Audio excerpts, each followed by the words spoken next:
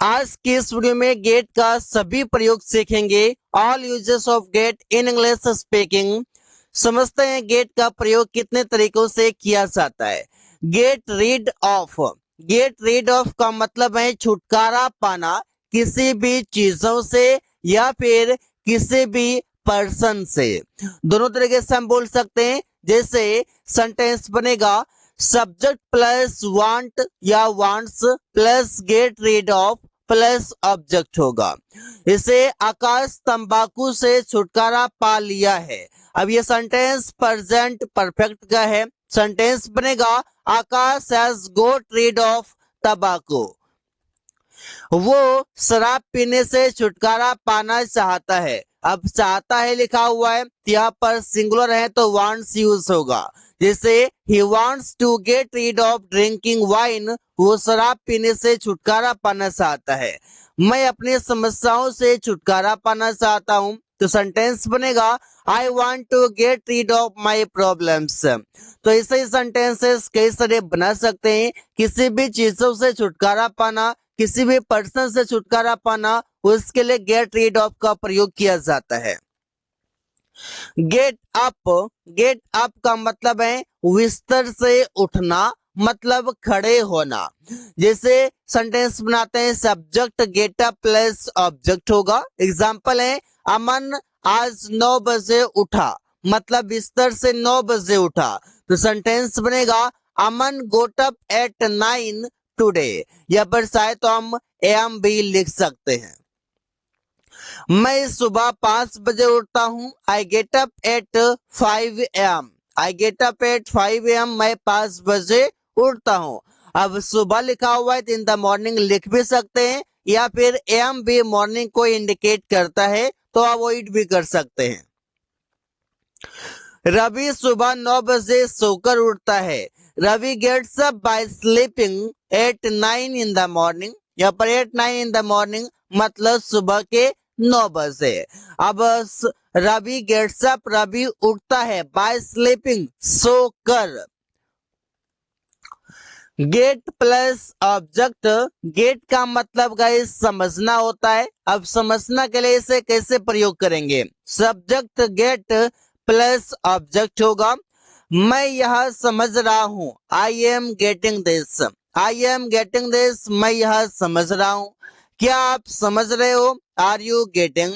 क्या तुमने समझा, did you get it.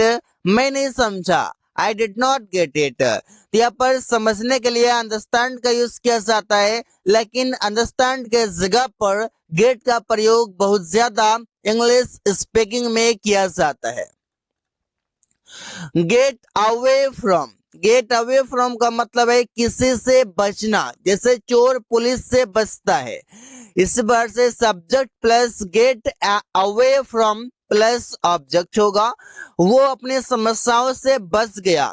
He goat away from his problems. चोर पुलिस से बच रहा है। The thief is getting away from the police. यहाँ पर बच रहा है मतलब गेट अवे फ्रॉम। टेंस के अनुसार गेट को गेटिंग कर दिया गया है। जैसा टेंस होगा उसके अनुसार वर्ब को चेंज करना पड़ेगा। Gate to. गेट टू का मतलब है मौका मिलना, चांस मिलना। जैसे अमन को पैसे कमाने का मौका मिला। पैसे कमाने का मौका मिला तो सेंटेंस कैसे बनेगा देखते हैं। Aman go to earn money. Aman को पैसे कमाने का मौका मिला। Aman go to earn money. मुझे स्टेज पर अंग्रेजी बोलने का मौका मिलता है। I get to speak English on the stage. I get to speak English on the stage. मुझे स्टेज पर अंग्रेजी बोलने का मौका मिलता है। तुम्हें रोज खेलने का मौका मिलता है। You get to play daily. You get to play daily. तुम्हें रोज खेलने का मौका मिलता है। Get out. गेट आउट का मतलब है किसी को निकलने के लिए कहना, मतलब बाहर निकलना। जैसे कि subject get out plus object लिखेंगे। गेट आउट फ्रॉम हेयर मतलब यहाँ से बाहर निकलो। Get out from my house, मेरे घर से बाहर निकलो। I don't get out in the evening now days.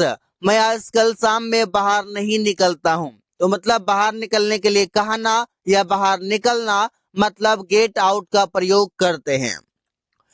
Get into का मतलब है पहनना, कोई भी क्लॉथ्स पहनना, जैसे आप बोलते हैं वियर मीन्स पहनना, यहाँ पर गेट इनटू का मतलब पहनना। Subject get into plus object है। सुमन कपड़े पहन रहा है, Suman is getting into clothes. मैंने अपना जैकेट पहना था, I got into my jacket. I got into my jacket, मैंने अपना जैकेट पहना था या फिर मैंने अपना जैकेट पहन लिया, दोनों तरीके से हम बोल सकते हैं।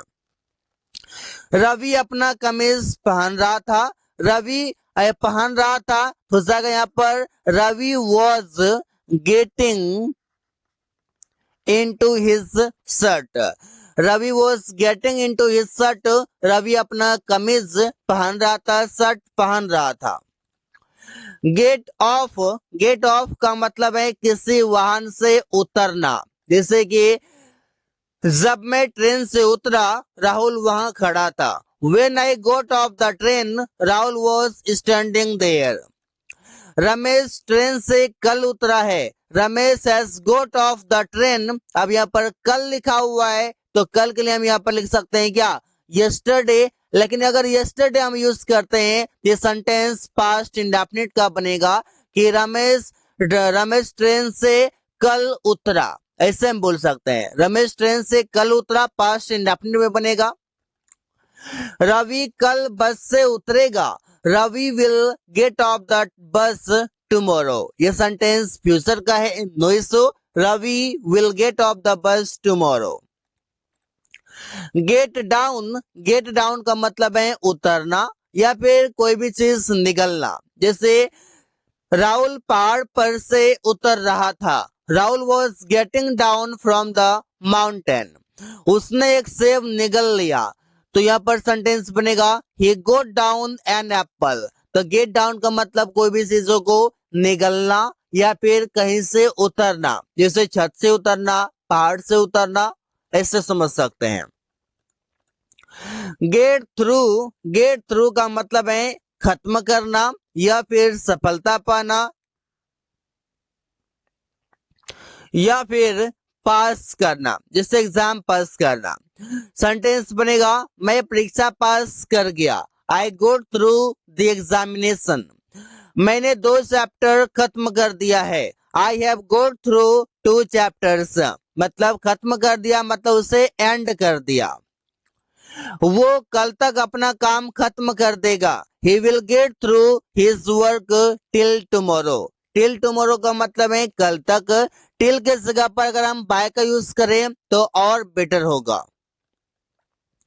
गेट एट का मतलब है बार बार आलोचना करना, मतलब उसके पीछे पड़ना या आलोचना करना, गेट एट का प्रयोग करते हैं।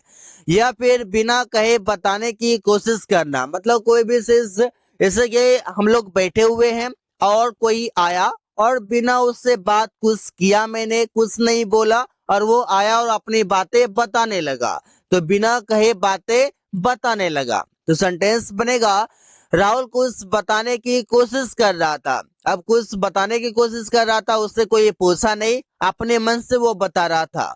सेंटेंस बनेगा Rahul was trying to express something. ऐसा हम जनरली बोलते हैं, लेकिन गेट एट का प्रयोग करेंगे राहुल वॉज गेटिंग एट। यहाँ पर अगर कुछ है तो कुछ के लिए हम यहाँ पर समथिंग ऐड कर सकते हैं कि Rahul was getting eight something, Rahul कुछ बता रहा था।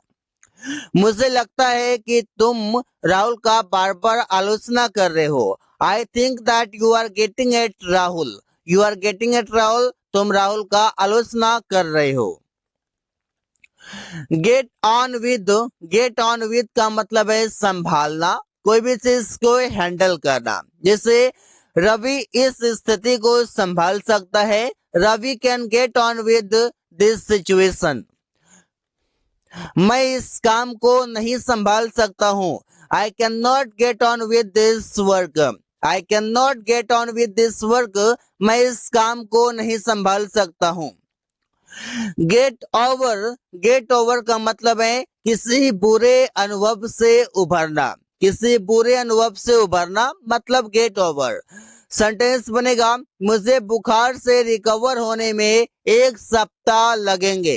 तो सेंटेंस बनेगा I will take 1 week to get over. Get over मतलब उभरने के लिए, ठीक होने के लिए। रवि बुखार से रिकवर हो गया। रवि गोट ओवर फीवर। रवि गोट ओवर फीवर, तो यहाँ पर किसी बुरे अनुभव से उभरना। यहाँ पर आप बोल सकते हैं रवि गोट ओवर फीवर। रवि बुखार से रिकवर हो गया मतलब ठीक हो गया। रिया रिकवर नहीं हुई है। Riya has not got over. Riya has not got over. Riya recover नहीं हुई है मतलब ठीक नहीं हुई है। मतलब ठीक होने के लिए गेट ओवर का प्रयोग किया जाता है। Get ahead. गेट अहेड का मतलब है कामयाब होना। जैसे तुम अपने जीवन में कामयाब हो जाओगे। You will get ahead in your life. Rahul कामयाब हो गया। राहुल गोट अहेड। राहुल गोट अहेड। राहुल कामयाब हो गया। सब कोई अपने जीवन में कामयाब हो सकता है। Everybody can get ahead in his life. Everybody can get ahead in his life. सब कोई अपने जीवन में कामयाब हो सकता है। रवि कामयाब होने की कोशिश कर रहा है। Ravi is trying to get ahead. Ravi is trying to get ahead. Ravi कामयाब होने की कोशिश कर रहा है। So guys, thanks for watching. That's all for today.